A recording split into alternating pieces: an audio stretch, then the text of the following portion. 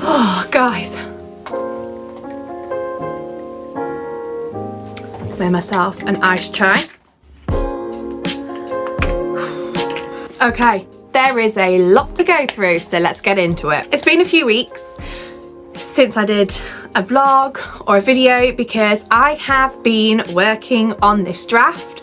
If you have been following me, then you'll know that I have been calling this the summer I finished this draft, and I was working on it all throughout August, and it was very like touch and go. So let's get into that first, and then I'm going to ask you some questions because I don't know what option to go for. Your input would be greatly appreciated.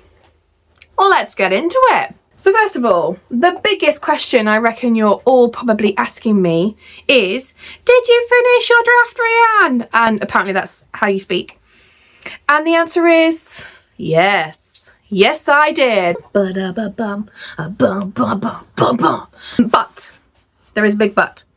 There are still things that need to happen for this to actually be available in time for the Christmas market, which I want it to be available for and to publish in November. So, hello boy. I have had the first half read by a couple of author friends. I've edited it based on that very quickly, and I've sent that first half because I don't have a lot of time this time. I don't have a lot of time for this book, so I have got a paid beta reader, a critiquer, and she's got the first half of the book. Now the second half is finished, and I want to read it through and adjust a few little things to make sure I'm happy with it.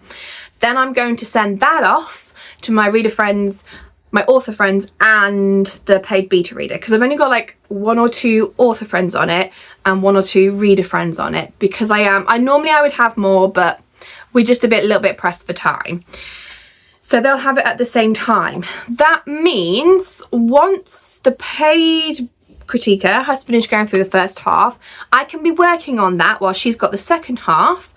And that means, in theory, I should be able to get it to my editor, who has cleared her schedule for me in October, and she's away in October as well. So it needs to be with her the 1st of October.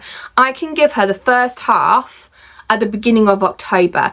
If that happens, then I'm going to potentially set up a pre-order. But if that happens, I'm going to pick a release date and we're going to go for it. It will be in November, because I need to work backwards. I need to give myself a couple of weeks from the end of November, which is when the Christmas market is. I need a couple of weeks to make sure I get the book stock in. You see what I mean?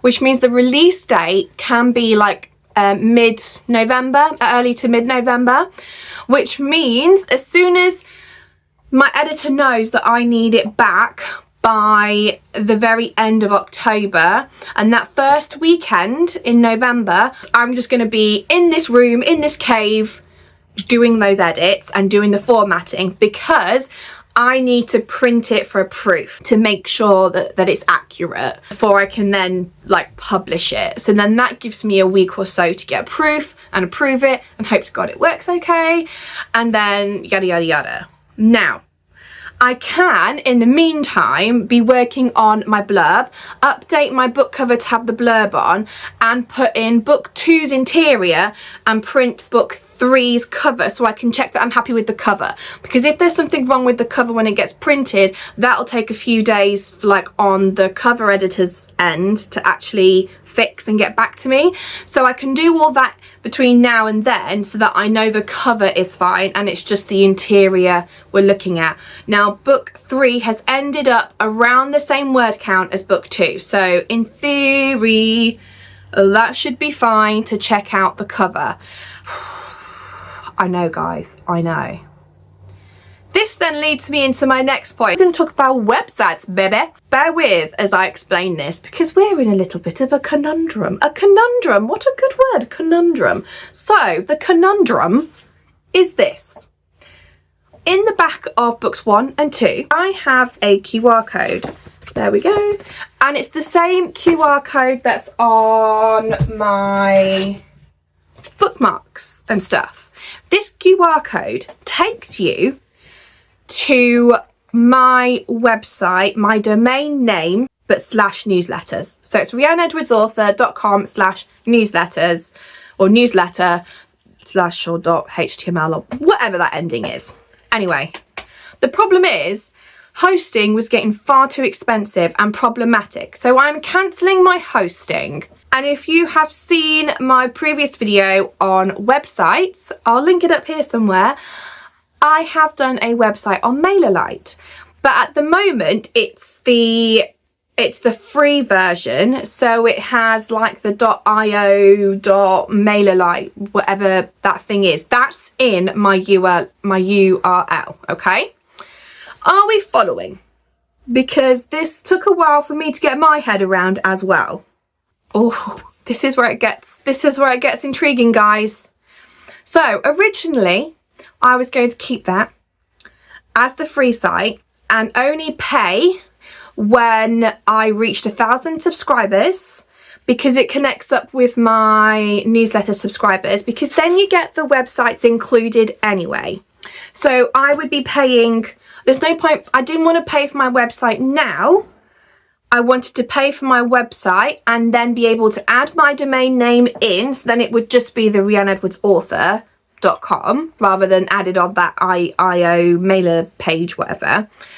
I wanted to do that once I reached 1,000 subscribers, because then it was like 2-in-1 for the cost. So instead of paying for my newsletter costs and a website, I would have my everything with MailerLite and just pay with MailerLite.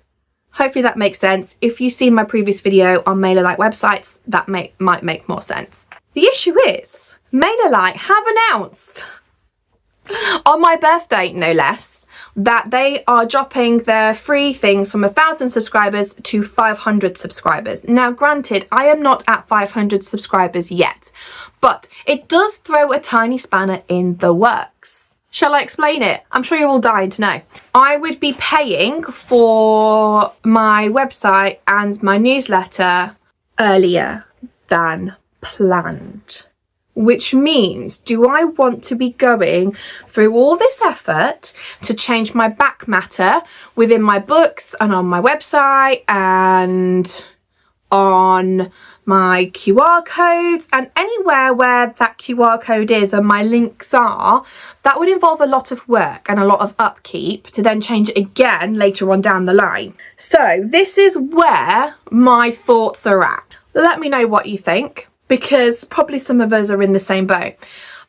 Your girl's budget is very close to zero when it comes to these things, all right? This year has been difficult. I struggled at the beginning of the year and I did not make as much money with my books as I could have, because I just was not on social media. I was not marketing. So it's been a very slow year, and so there's not a lot of money there. So it has to be as cheap or as free as possible. I already pay for a Canva Pro subscription, which I'm not going to give up, because even though it's a yearly cost, it is something I use on the regs when she's doing social media. But it's how I do my website stuff, I do any branding, I design the bookmarks, I do the covers for my bonus stuff in there, I do social media, I do a lot of stuff on Canva Pro. It is well worth the money for me where I'm at. So because I have that, they do websites as well. Did you know that? Fun fact, Canva do websites. You can do websites. There are a lot more limitations, I believe. But my initial thought was, because I pay for Pro, I can connect a domain, my domain, to Canva, which means I can have a website out there that has rhiannedwardsauthor.com and it be, in my head, free, because I've already paid for my Canva Pro subscription. Hope that makes sense. That's like girl book math, isn't it? Girl author math. There's a plane going over. You're probably going to pick up on the plane going over, so I'm going to give you a moment to listen to the plane. Gosh, it's flying low for it to be that loud. If you don't know, I live in the UK. It's so loud. That is so loud. Basically in the middle of many RAF bases. which makes sense because my dad was in the RAF for a long time. But yeah, they're clearly doing some sort of flyover. They do that on the regs. Custard tart for breakfast. Where was I, guys? My theory was that I could connect my domain name to, because I'm keeping my domain name, even though I'm not keeping my hosting, I was still going to pay for my domain name, which was about $17.99 in dollars. So $17.99 in dollars. I don't know what that is in pounds, probably something like 14, 15 pound. Oh my God, I'm going to check that out, see if I was right. Editing me is going to add it in here. So that's not too bad, $17.99 in dollars. What I had to do was go into my DNS settings. Please don't ask me what that is because I still don't know, all right? And do some jiggery pokery there. Copy it over from Canva. Could I do that? No. So I emailed, I did like a ticket, a help ticket to the place that does my hosting, and I was like, and my domain name, I was like, hey, I don't know what this means, could you please help me? And they were like, yeah, sure, we'll do it in like 2 seconds. It took me like 2 hours to figure out I couldn't do it, all right? Anyway, that is not the point of this video. I did it, and the hope is then, once it goes live, because it hasn't gone live yet, and I will check what's going on with that, I've then got a link saying we've moved, and there's a link to my MailerLite page. Is that a lot of steps? It could be a lot of steps. So what I now need to do now, if it works and it's all loaded up, I need to somehow have a subdomain on there with the /newsletter so that my QR codes go there. So in this video, I can't tell you if it is working or not because I'm filming this on Tuesday to get it out for tomorrow so that you've got, there's been a video within a month essentially, because I think I've had like 2, 3, maybe 3 weeks off because it's just been mad. Summer holidays, finishing the draft. Anyway, I digress. So here are the options. Are you ready? Number 1. All that work I did on MailerLite, I could just like pause the website, create that website on Canva. That there are limitations, so that might take me a little while and time I don't necessarily have, but it's possible to then have my whole website on Canva. And again, as long as I've got that subdomain there of /newsletter, and I can, and the QR code will go there, so that's the next thing I have to work out once this goes live, then that's fab. Okay, and the only thing I then have to do is pay the people where my domain name is. At the moment, I get, and I don't know if this is cheeky or if this is like standard, but I get access to the DNS settings through my hosting package. So I would need to pay only $2.98, so like $3 to be able to access the DNS settings with them. Now, if you know what that means, well done, because I don't. But essentially that means I'll be paying, what, $21, which is probably going to be about like 16, 17 pounds to have my domain name and have it on the Canva, which I already pay for. So in my head, all I'm paying for is the $21. So there's that option. And the other option is to keep it how I'm planning to keep it, figure out this /newsletter subdomain with the Canva website and have it saying we've moved site and have the link to the mailer page website, because eventually there's like more options with MailerLite. So eventually, once I am paying for my newsletter, I will have my website there as well, because it makes sense. It's included in one cost and I can get more options. So then eventually it will be there and I will move my domain name over there as well. But I can only do that once I'm paying on MailerLite, which I'm not right now. So just to clarify, the options are 1, move everything over onto the Canva website. That will take time that I don't necessarily have, and there are more limitations. I have not investigated it or researched it as much, but I do know there are limitations, and I want to link it up with signing up for my newsletter, and there's going to be a few issues there, but it is possible, and it's no extra cost because I'm already paying for my domain name anyway and the DNS settings, whatever that is. That's option 1. Option 2 is to keep it what the original plan is and just have all the QR codes linked to the Canva website, where it then says we've moved, and then they have to click on another link to get to my MailerLite website. So you're already adding in an extra step. Shall we add in another little conundrum? It's not a conundrum, but to get onto my newsletter service, to be able to get access to the free bonus subscriber content that I have, let's say you finish reading a book and you think, oh yes, I want to read the bonus chapter for that. So they have to sign up to my newsletter. So let's say they click on the QR code. It takes them to my Canva site, my domain name, that says, oh, we've moved. You have to go over onto this. Click here. They click there. It takes you over onto my MailerLite website, where they can put in their details and sign up for my newsletter. Once they've done that, then they get an email through, and that takes you to a page on my MailerLite website that's hidden, and that has all the bonus content on. Then they have to click on that to then, so it takes you to the direct download page. So on my website, you've got all the different bonus contents that I have available. Whichever one you decide to click on, that will take you over to a direct download on Story Origin, where you can choose, because they host the direct downloads. Again, that's free. So once they click on that, they can then choose what format they need that in. But that is a lot of steps. If I can have it going just to one place, then it's like one less click. Now, regardless of what happens, they have to sign up. They have to get the welcome email, and then they have to go to the bonus page and choose their bonus. So there's already those steps in place, and I can't do it any shorter without having to pay. Please let me know what you think down below in the comments, because I have been wrecking my brain on this. I mean, first of all, I've got to make sure it works. So there's that. But secondly, there's just a lot to think about and a lot of nuances, and I just don't know which direction to go in.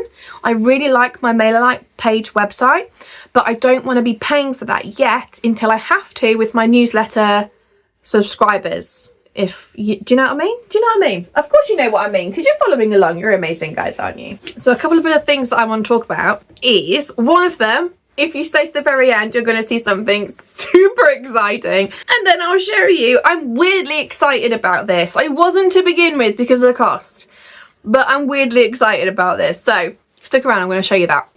Guess what, guys?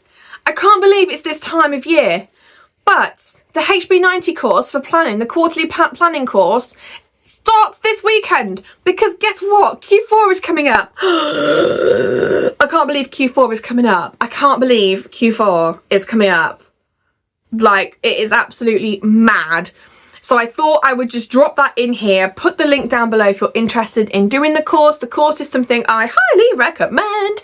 If you've been following me for any length of time, you know that I am a massive HB90 fan, and I've been working on adjusting my own planning to fit that, because I've been doing it for like 4 years now. So in my next video, I will probably at some point in the next couple of weeks do a video showing you my planning for Q4 and my Kanban board and how I'm doing it, so you can follow along with like the goal setting and stuff like that.